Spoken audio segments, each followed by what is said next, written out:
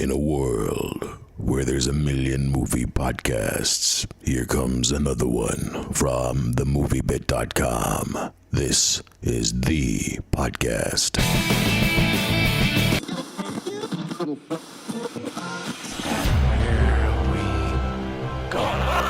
Christ. Who taught you that technique? A friggin' cheese grater? Anything gets more than 3 blocks out, you turn it back, you turn it to ash.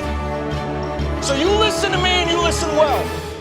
J.W. Rinzler, Jonathan, as I like to call him, is a New York Times best-selling author. Not just a New York Times best-selling author, a number one New York Times best-selling author. Chances are you have read some of his amazing making of books, the likes of Star Wars, the making of The Empire Strikes Back, the making of Return of the Jedi, the Indiana Jones trilogy. He has these amazing books out there. Star Wars Frames, which is just an incredible book, one of my all-time favourite Star Wars books. And he's got this brand new book coming out on May 25th. It's called All Up Odyssey of the Rocketmen.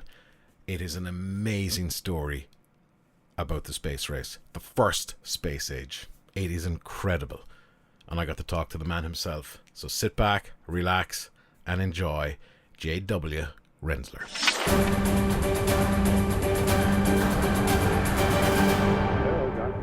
Hi, Jonathan. How are you doing? It's Victor Barry from themoviebit.com. How are you today? I'm fine. How are you doing? I'm very, very good, sir. Thank you for taking the time to chat to us about All Up, brand new book, which I guess is, if you had to give like a one-line description, let's just start kind of as we mean to go on. If you want to give a one-line description of this book, what is it? One-line description, the pitch. It's a behind-the-scenes saga of the greatest adventure of humankind, which we call the first space age. How's that? That sounds pretty good to me, sir. That sounds really, really good. This, like, you know, we'll come to Star Wars and all of those kinds of things because as people know that, you know, you're a New York Times best-selling author. So you've kind of kept with science fiction in one sense, except this is a little bit more grounded in reality because there's lots of names in there. I think, is it 85% of this is historical fact? You've got names in there like the famous Robert Goddard, Walt Disney, who most people probably would no idea who he is. And you've all of these amazing names, and I suppose there's a couple of controversial names in there as well, with the likes of Adolf Hitler and so on and so forth. But this is an incredible story with, I guess to use the movie term, it's got a wide cast of characters. Definitely, yeah. It's got, I mean, as I did research, several years of research before writing, I was just astounded by, you could call it the great international cast of characters, and with stories that are stranger than fiction. And I realized that nobody, hardly anyone has any idea about what actually happened in the first space age. And the roles that Walt Disney played, his is of course more peripheral, but the role that Hitler played in it, the more central roles that, although Hitler's role, of course, is very central, but the role that Eisenhower and Kennedy played, and then people have never heard of, like Bob Gilruth, who ran the Space Task Group, and George Miller, who came up with the term "all up," or he didn't come up with it, but who sort of forced it on von Braun and other agencies at NASA, saying this is the only way we're going to meet our deadline. But that's just a sort of a footnote, although it provided a title for the book. But yeah, I just thought that there's so many great stories, so many things that people don't know about the first space age, that I thought it would be great if I could weave it together into an exciting behind-the-scenes tale, that would inspire and entertain readers. Absolutely. And of course, for anyone that has any kind of knowledge at all about, I guess the first space age, as it were, the big climax was the legendary Apollo 11 voyage to the moon, which in itself is this gigantic, gargantuan, ship of moving parts and this amazing adventure. But for you, Jonathan, when, were you one of these kids that wanted to be an astronaut, wanted to do these kinds of things when you were a kid, or where were you attracted more so to the stories and the characters here, or were you one of the astronaut fans, as it were?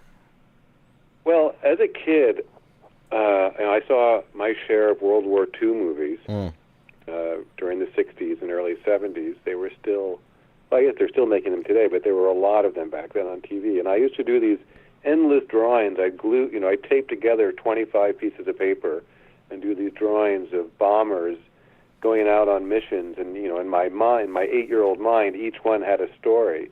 And there is a bombing mission based on the very real bombing mission when they attacked the German secret base where they were making the rocket. So in that sense, as a kid, yes, I was interested in it. As a kid, I watched the moonwalk. My parents made sure I was up and watched it, and I think that had kind of a delayed effect on me when I went many years later to the museum in Huntsville, Alabama, where they have an actual Saturn V on its side, horizontally. And with the standing by the F1 engines, it just blew my mind. And then seeing in the bookstore Nazis, German military generals and SS officers sort of hanging out together, going, and I was so ignorant. I thought, what are these people doing here? Because I didn't even know about Operation Paperclip, and I was as ignorant as anybody, and I thought, this is a story. This is an astounding story, and Werner von Braun is the central character in the book, and his story is one of the great stories in the history of the world, and his character is still being debated today. And I thought, basically I'm a storyteller. I told the stories of how they made Star Wars, how they made Indiana Jones, and I feel like this is a story about how they made the first space age. Absolutely, and from a research point of view, you mentioned there at the start of the interview that you had done a lot of research over the years in this. Where do you start with that? Do you start kind of in the late 60s, starting at the Apollo 11 and work backwards? Do you start in the middle? Where do you start for something as intricate and as gigantic as this? Well, I guess in my case, I went about it in a sort of idiosyncratic way, because at first I wanted to see if the idea would take. So the first couple of years, I just let it float around, and read a few biographies about von Braun, and then I read about Korolev, his sort of Russian counterpart, but who was really in the vanguard for the first 10 years or so, and then as I thought, okay, well, now I'm really going to do this. The thing to do was to go back to the primary sources, because you can find tons of books by historians, but I was interested in what did the actual participants say, and there are a number of memoirs that have been written, and so I went to those for, even though people tend to sort of embellish a bit in their own memoirs, you can still get to, I think, the more straightforward, raw emotions of what people were feeling back then. That was a huge help, and at one point late in the process, because I felt the one person I wasn't feeling 100% sure about was Korolev, because there were hardly any books written about him at all until recently. But his daughter wrote a huge two-volume history about her father, which was that book was hard to find, but I was able to track down one in English, and that was a huge help. When you kind of break this story down and you're looking at the American side, the Brits, the Germans, and the Austrians, is there a particular kind of point for you that really stood out, whether that's with von Braun or somebody else, that kind of, cemented all of this story together? Well, I think the cement that binds them together, all the, Russian, American, whatever, is this, what was considered to be quite crazy, lunatic fringe idea of building a spaceship that would fly people to Mars. I mean, when these guys started out, that was just a completely crazy idea. Yeah, yeah. And I think it's fantastic, and the book is very timely because not only are we approaching the 50th anniversary of Apollo 11, but a peopled mission to Mars is something that we're talking about again now. And these guys always meant to go to Mars. The moon was just sort of a rest stop on the way to Mars. And I think that's what ties them together. They had this universal vision, which, for better and obviously for worse, was jump-started by World War II. Absolutely. I mean, you mentioned the Mars mission. Is there a bunch of people that you would kind of class in the same vein as, the characters, we'll say, 40, 50 years ago? I guess the one that would certainly crop up is the likes of Elon Musk. But if you look at the likes of Google or Facebook and the satellite technology and stuff that they're looking at, they're all kind of going to another frontier. Absolutely, yeah. Elon Musk would definitely be number one. He's sort of the equivalent to Von Braun, although not with the checkered past. Yeah. He's definitely more of a knight in shining armor, who's, he's leading the way. He seems to be the most charismatic and the most public figure out there. But, as the years go by, and as astronauts are chosen for the mission, more characters, more historic personalities will emerge. And it's just like, you always see better with hindsight. But, I'm sure those people are out there right now. And I guess, speaking of people that are out there, I guess something that's always kind of had a shadow over the moon landing is the conspiracy theorists saying that, it was all done in a soundstage, and that's the reason, that the gravity and all of the stuff. The conspiracy theorists do make quite a good, compelling argument saying the moon landing was fake. But for you, what do you think? I really don't think there's any hard evidence that it was faked. I'm not. I once was talking with John Knoll, who's probably knows a lot more about the details of the Apollo 11 mission and the NASA missions than I do. And I once asked him about that, and he said the only thing that does is demean what these guys and gals did. They did something truly amazing, and the fact is there weren't a lot of witnesses. So whenever there's not a lot of witnesses, there's always room for doubt, and that's all it is. That's a very good point. I never thought of it like that, actually. I mean, you mentioned John Knoll there. I think people will know him from Industrial Light and Magic and the amazing work that they do. So obviously, over the years you've dealt with John and no doubt lots of other people. So has that kind of helped your technical prowess, as it were, and giving you maybe a little bit more of an edge over somebody else that may just be looking at the characters themselves? Or does the technical stuff just go right over your head? It mostly goes right over my head. I had a friend of mine read it who has a PhD in chemistry, and to see if he could catch any mistakes. I'm sure there's a couple of mistakes in there, but definitely it gave me the confidence to at least be able to correctly describe what's happening, because I would describe things that Industrial Light and Magic did, which I sort of understood, but not really. But then you sort of run it by people who do understand. What was more important to me was the psychological aspect of the story, and the role that Disney plays in it, and the question of who are we going to be as a species when we do go to Mars, and we do explore the outer reaches of our solar system, and hopefully even one day other galaxies. It's more of a Star Trek-like question, and I feel more comfortable on that ground. Right. Are we going to be these still sort of warring faction, barbarian-like creatures, or are we going to be somewhat more enlightened? And I would hope we'd be the latter. And I'd hope we would get to beyond a point where we think beating the crap out of our children is a good idea. Absolutely. I mean, like, you've spent so much time on a lot of these characters, Jonathan, that what do you think drove them? Obviously, there's money, there's power, there's the kind of the whole mantra of we're the first. is it really down to exploration and, progressing the human form, as it were, and evolving onto somewhere else? Maybe that's Mars, maybe that's another galaxy. Or is it something else entirely? Is there a kind of a theme between all of these characters that drove them to literally go all up? Well, again, yeah, I think I guess the question is, what does it mean to go to Mars? And what does it mean to explore?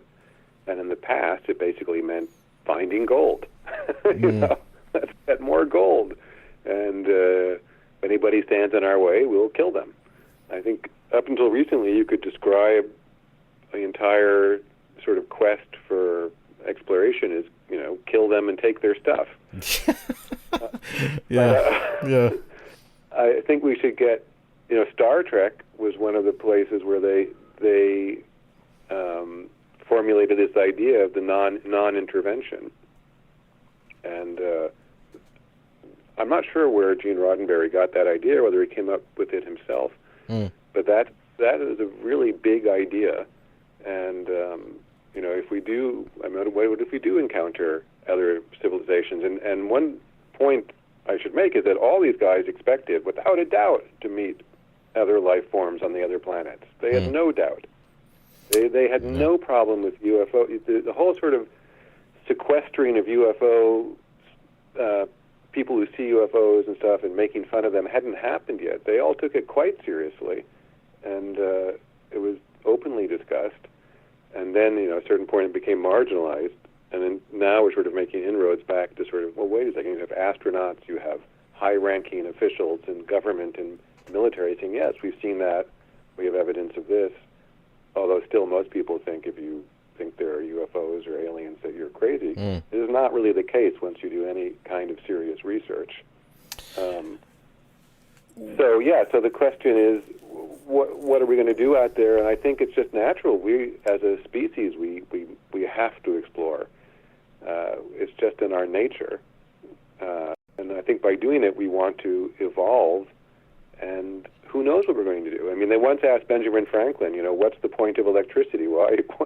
Who cares about the thing that you're discovering? And he looked at them and he said, well, you might as well ask, what's the point of a newborn baby? We don't know what the baby is going to do and grow up to be, and we don't know what exploring planets and galaxies is going to represent for us, but it's just natural to try. Absolutely. Do you think approaching something like this, and this is maybe a question that you might not be able to answer, but if you look at some, and I have all of your books, they're currently way down a bookshelf within an inch of its life, because they're these amazing, huge books. And of course I'm talking about the Indiana Jones trilogy, the making of Star Wars and Empire Strikes Back and Return of the Jedi, which are these just beautiful books. If you'd never written those books, if you'd never worked with Lucasfilm way back in the day, do you think you would have wrote this book at all, or do you think you would have wrote it in the style that you did? Because I guess if you look at the making of the movie books, then you're dealing with 100% fact, and I guess you're dealing with nearly 100% fact here as well. So would you have wrote it a different way? Has the way you've kind of worked in Hollywood, has that kind of evolved you as a writer?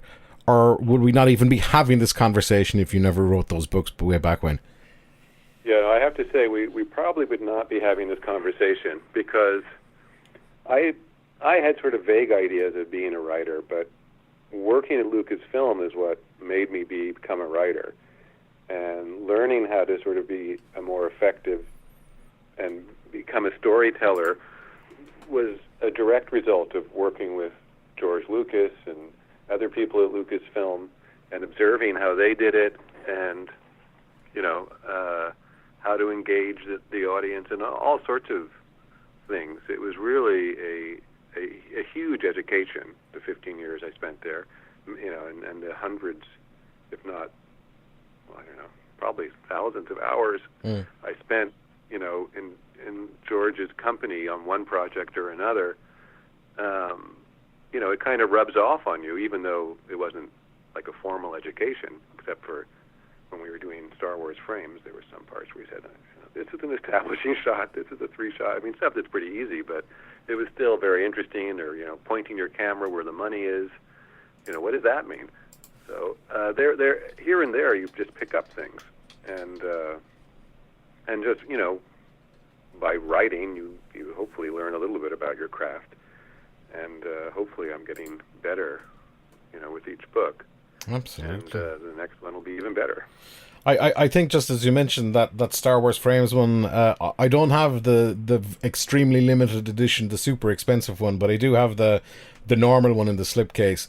It's an incredible book. I know for any movie fans out there, for any Star Wars fans out there, it's just a visual masterpiece, and it's something that I rarely take out because I don't want to damage it. Maybe I should look at it a little bit more, because what the hell. But it's an incredible book.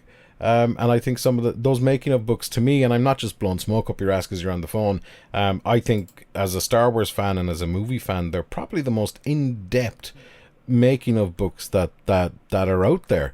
So when you kind of look back at those, and you look back at the, and you look at the whole #1 in the New York Times bestseller list, how does that make you feel?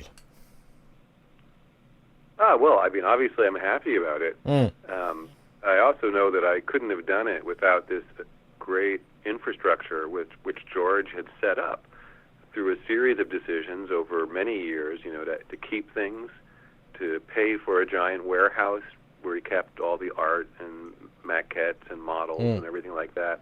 Also, he had a clipping file, and he has a library, and there was the production archives and the legal archives, and there were all these archives and photographs that had been kept. And the thing is, nobody had come along to piece it together and to sort of take advantage of it. And I feel like I was just lucky in that I came and I pitched the idea to Rick McCallum, and then got to know George, and then pitched the idea of doing these big books, and then had to convince the publishers. It was this long process, but all the stuff was there, and I just felt very privileged to be able to go into these archives and spend a lot of time there. And then also the people are still around. So I was able to talk to Mark Hamill and Carrie Fisher and Harrison Ford, and then of course George made himself very available, and George was interested in books. He has this fabulous library at Skywalker Ranch, and he loves books. And when he realized he had somebody who could help him make books that he was interested in, he'd say, okay, well, let's do this book and this book and this book. And so it was just a wonderful period. And I can't remember what the original question was, but yeah, it makes me very happy. And I'm so glad that, you have the books and you're enjoying them. It makes me very happy that people get enjoyment out of them and inspiration, because George's story and the story of all his closest collaborators, and even the people who were, the assistants and everybody was really in on this project, and it was a wonderful thing. It really was.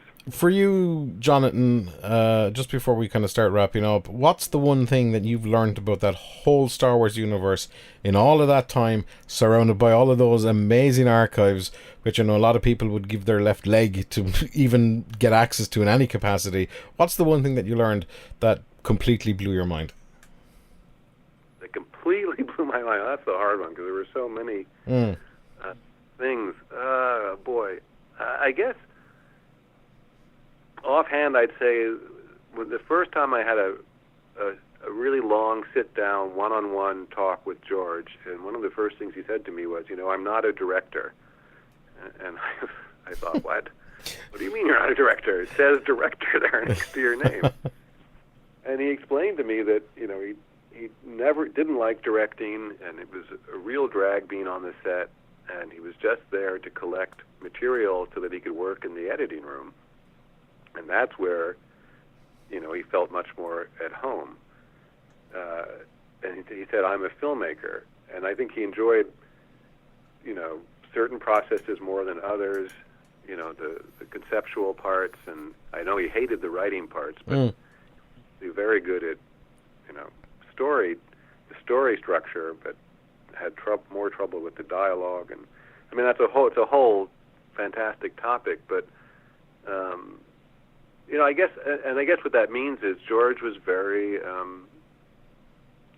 thoughtful and I guess in a way his character was the revelation. Is getting to know him and this whole organization, this company that he built, which was a reflection of his character. It was really a great place to work, and I think, like the early, how people describe the golden age of Disney, people will describe, for the next few decades, what it was like working at Lucasfilm, at Skywalker Ranch. Absolutely. Heyday. All Up Odyssey of the Rocketmen. Is it possible for you as the author to go and read this as not the author? Do you know the way movie makers will, they'll try and watch a movie with an audience or as a member of the audience? Obviously, that's a bit more difficult to do with a book, but can you kind of disengage the author brain and just read a book as a non-author? To some extent, yes. To a pretty big extent. I mean, it helps if you take time. With All Up, I at one point between the second to the last and last draft, I took off about 5 months. I was working on other projects, and then I went back to it, and I was able to. I think William Faulkner describes it as drowning your darlings. You think, well, that's good. That's an interesting chapter, but it really doesn't advance the story, and the book is long. Yeah. So let's see if you can cut it out, and then and I ended up at one point it was 300,000 words, and now it's about 230,000. So I've cut out about 20% through about 2 drafts, and I had other people read it too, and they give you feedback. I don't understand this, or this is working, or whatever. But I think the epic length, is the only way to treat the story. It's such an epic story. I think people who are engaged by it are really going to have fun. At least I hope so. And I chose to launch it on May 25th, not because it's the 40th anniversary of Star Wars, which I completely forgot about. I chose it because that's the anniversary of JFK's speech about going to the moon. Absolutely. For you, Jonathan, at what point was All Up Odyssey of the Rocketmen done? Are you somebody that goes, right, okay, it's done now, I'm going to let it go? Or even if you go back now, kind of, 2 days away from it launching, are you still going, maybe I should have changed this, maybe I should have changed that? Or are you easy to kind of let things go once you think they're done? Well, for better or for worse, I think I'm in the George Lucas school of mangling. Although, hopefully not mangling. I think right now it's coming out digital, so it's kind of like and it's a new age of publishing. It's easy to if everybody were to say, you know what, I don't understand this part. This doesn't make any sense. Well, I'd probably go in and try and tweak it a little bit. I'd like to think I wouldn't do anything as silly as not making Han shoot first. Don't mention the war. Don't mention the war. As far as I'm concerned, Han shot first. Yeah. I admit that. Yeah. But it is if people were to, if I get a lot of feedback one way, I probably would change. Or if I see something that I think it needs to be improved, I'd do it. I think once it's out in a physical form as a book, then it becomes harder to change. But I sincerely hope that, this becomes a TV show. I think ideally a TV show. And if you make it into a TV show, then there's a lot of different things you can do because it's a different medium. I think, as you mentioned, a TV show or a Netflix series, this would be fantastic because I don't think it's something that you could shove into a 2-hour movie because I think you might lose some of the core of it. But I think as a TV show, week after week, this would be epic. I completely agree, and they'd be able. And now, because of digital visual effects, you could recreate so much of the look of everything. It'd be so much fun, and people have large screen TVs. And you could have the Germans talking in German and the Russians talking in Russian with subtitles. It would be so amazingly cool if it was done right. Well, fingers crossed something comes out of all of this. So if people can pre-order on iBooks, they can pre-order on Kindle, on Kobo, they can pre-order on Barnes & Noble, all for the really low price of $2.99, which is an absolute bargain, I reckon. It's out on May 25th. Jonathan, just to kind of wrap up with the cliched old what's next question. What's next? What's next? Well, I hope to write more historical fiction books. Definitely. There's a couple cinema books in the works, which hopefully will come to fruition. I can say that I wrote a book on Stanley Kubrick's The Shining, and that should hopefully be coming out next year. And but the manuscript is done, and so even though it's already done, it'll come out after All Up. And I think, people who like the Making of Star Wars book will really get a kick out of this book, which really, as far as it really is the only book that really goes into great detail about how Kubrick went about making his movies. Well, listen, I cannot wait for that to come out as well. That'll definitely go on my pre-order list. Jonathan, thank you so much for taking the time to talk to us. All Up Odyssey of the Rocketman is out on May 25th. You can pre-order it right now. And listen, anytime you're in this neck of the woods, there's a coffee or a pint or whatever you want on me. And continued success. Where are you? So the movie bit is based in the States, but I'm actually based in Ireland right now. Oh, no kidding. Where in Ireland? In Cork, down south. The real capital, as we like to call it down here. So probably about a 2-hour drive from Dublin. Well, I would be honored to drink a few pints with you. I would definitely look you up when I'm there. I would love to visit Ireland. Absolutely, sir. My time is your time when you're here, so we would love to see you here. Well, thank you, and thank you for having me. It's great fun to talk about all this stuff. The MovieBit.com podcasts. Available on iTunes, Stitcher, TuneIn, direct download, and streaming on the MovieBit.com. Streaming and creaming. Yeah.